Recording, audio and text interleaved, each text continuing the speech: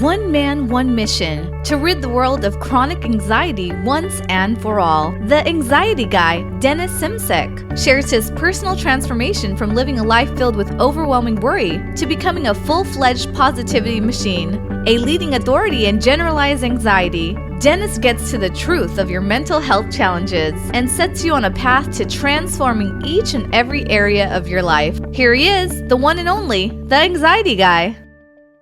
Hi everyone, welcome to the Anxiety Guy podcast, episode number 20. Make sure to visit our Facebook page under The Anxiety Guy.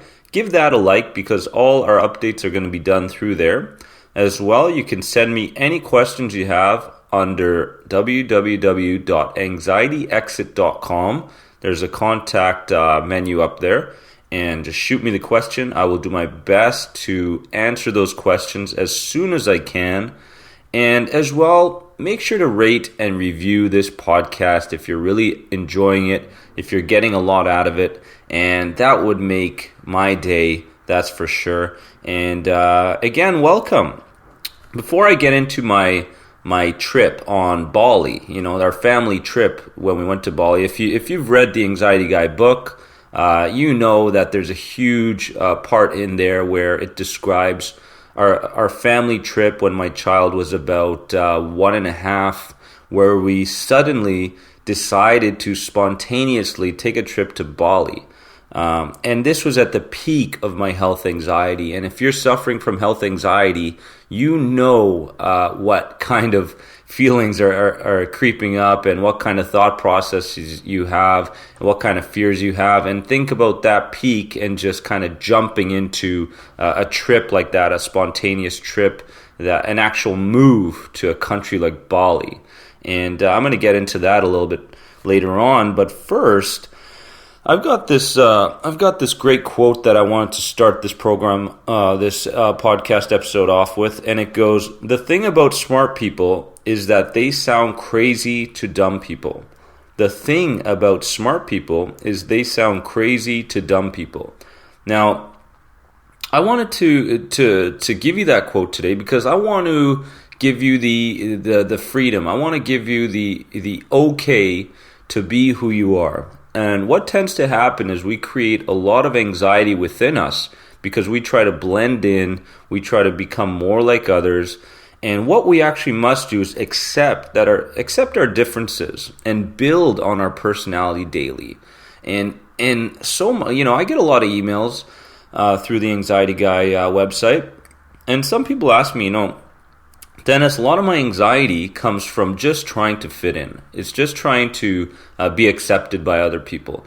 And you know what? People, what people really crave from you is your internal light. So your real personality, your real character.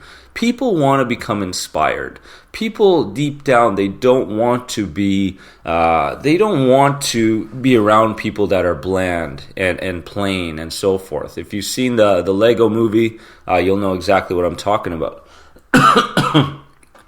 So I want to give you guys the okay to be who you are, to let your real light shine towards other people.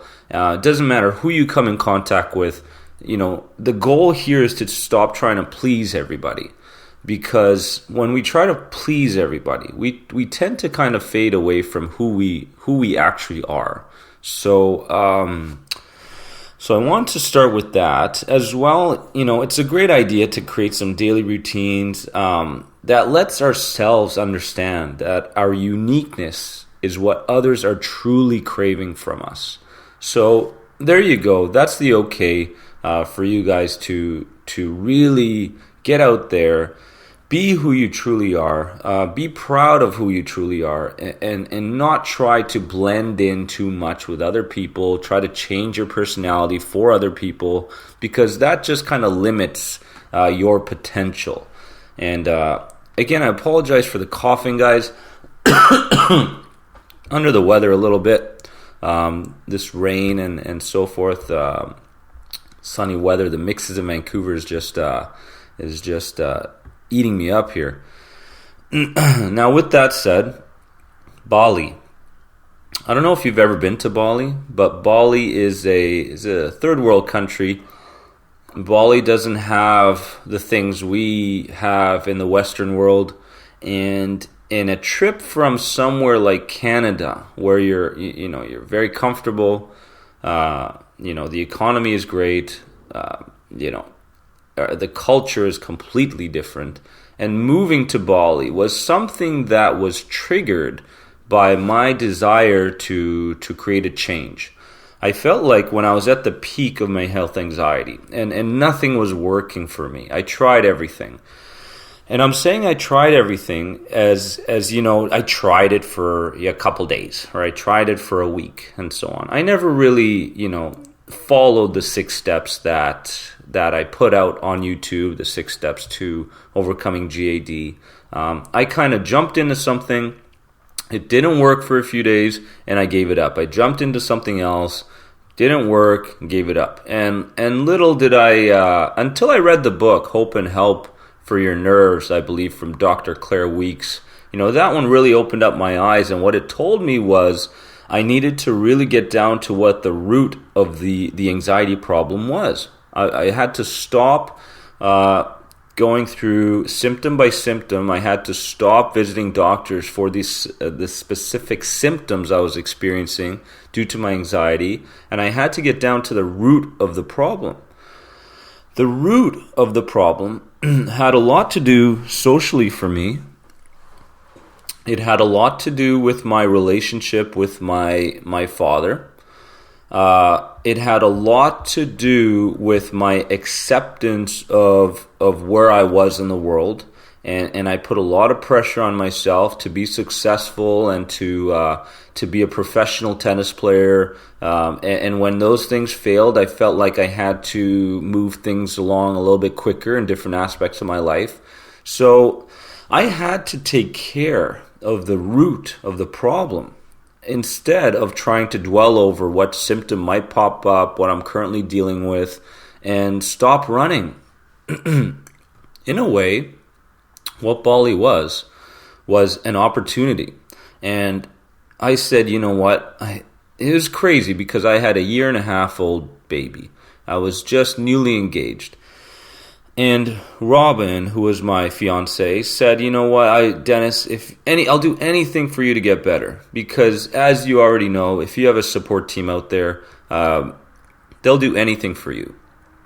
They'll go to the ends of the earth for you to get better and to finally get the old you back again.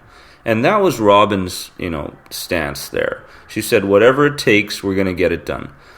I said, if I go to Bali, a place where it's peaceful, a place where, I was interested in Buddhism too at that time and trying to learn more about meditation and so on. And they had monasteries over there. And they ate healthy and everything was cheap. So I said, why not? Let's go for it. And hopefully I can create a change. Now, the thing about Bali was that there's not many hospitals in Bali. There's no 911. So if a panic attack happened, which happened to me about 2-3 times a week, and I'm not talking about those mild ones. I'm talking about the ones where you're doomed to die right then and there, and the worst case scenarios keep popping up in your head, and the only thing that could save me in that moment was the people that worked at a hospital. I felt like that was my comfort zone. At a point in Canada, when I was going through these panic attacks and panic disorder and health anxiety, I got to know the staff really well by a first name basis, and it was kind of comedic after a while. And people were like, Dennis, have you ever thought of just dealing with your anxiety disorder head on? And I said, yes, blah, blah, blah. But, it's almost like those two things coincide. You almost don't really know whether to treat a symptom as something serious or whether to treat it as a part of your anxiety. And when those things happen, everything becomes, confusing, very confusing. And I treated every panic attack like it was health related. I treated every symptom as something that was health related, and doctors kept reassuring me that all my tests were good, everything was fine. Physically, I was feeling pretty good, and just a little fatigued and dizziness and so on. The symptoms that usual people with chronic anxiety suffer from time to time. But in Bali, there's no hospitals. There's no emergency rooms. There's no ambulances. So here I am, a guy with a 1.5-year-old and a fiance. And here I go to a third world country where there's no comfort zone. There's no comfort zone. That was my comfort zone. All I had was the support of Robin. I had a job opportunity that I had no idea what I was getting into. And that was it. And all I had was this one book from Claire Weeks to get me through. And so there I am in Bali, having to deal with my panic attacks, my health anxiety in a different way. Now, instead of having that comfort zone to run to, that emergency room and so on, I had to find a new way. I had no choice. I had to find a new way to deal with my anxiety when it popped up.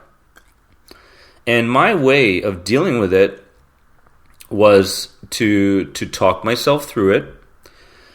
I had to find an area, whether it was in my house or whether it was in public and so on, where I could just sit with myself and talk myself through a panic attack, talk myself through some of the fears when they popped up.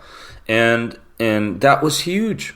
That was huge, because what started to happen was I started to tip the scales from running to facing. And what happens is when you face your fears, the thought of facing your fears when your comfort zone is within your reach is so scary and difficult.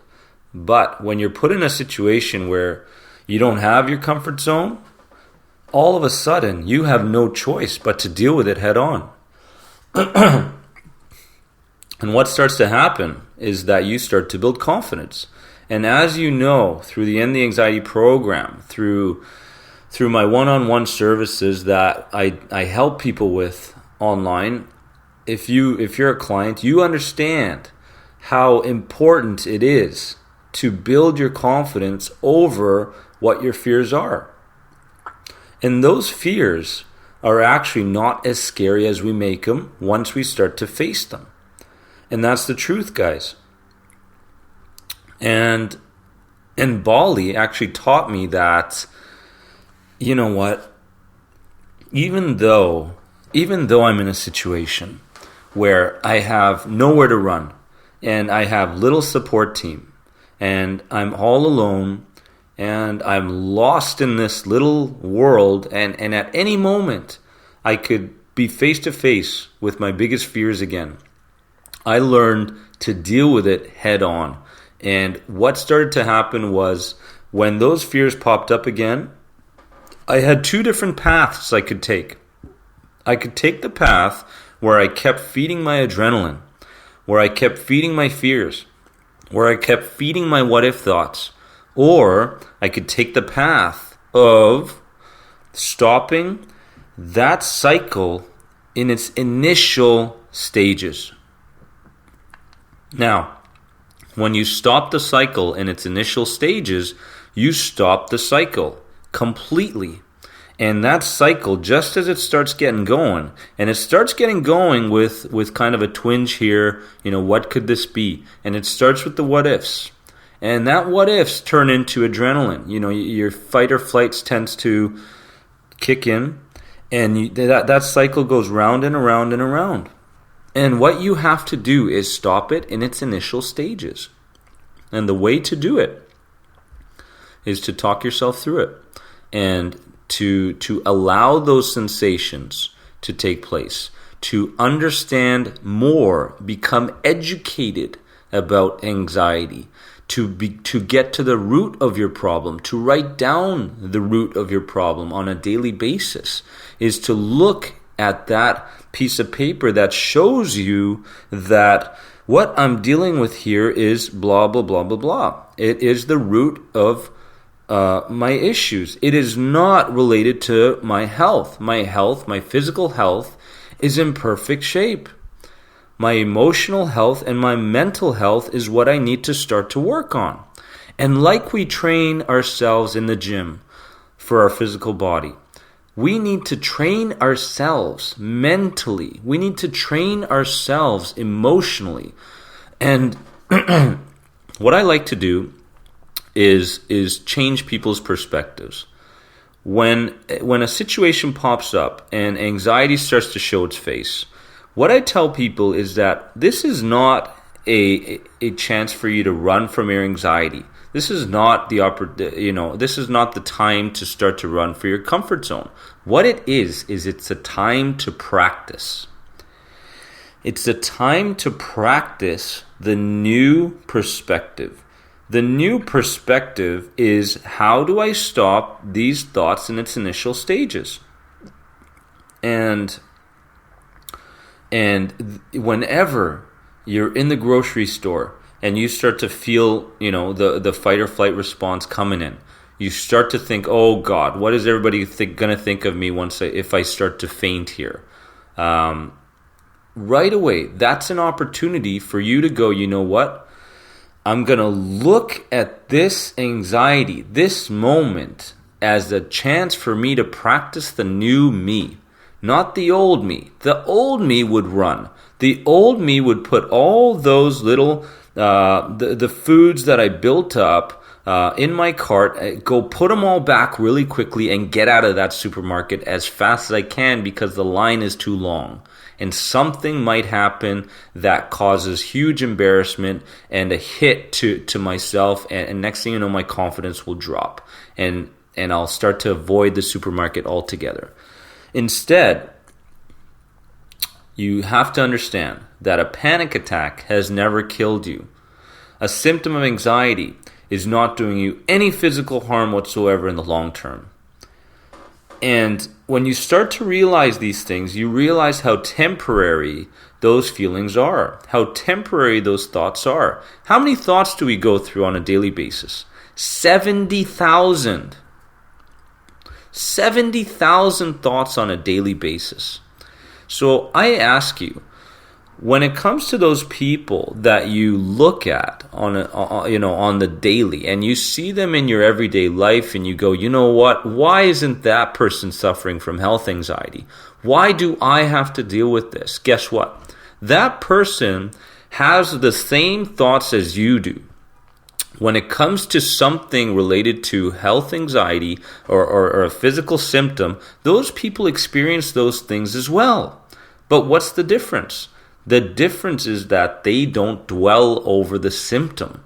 They don't let that cycle go round and around and around because they are already an 8 or 9 out of 10 in confidence over what that feeling is and what that thought is. You are still a 2, a 3 out of 10 in your confidence range in relation to that symptom, that anxiety, that feeling, that thought.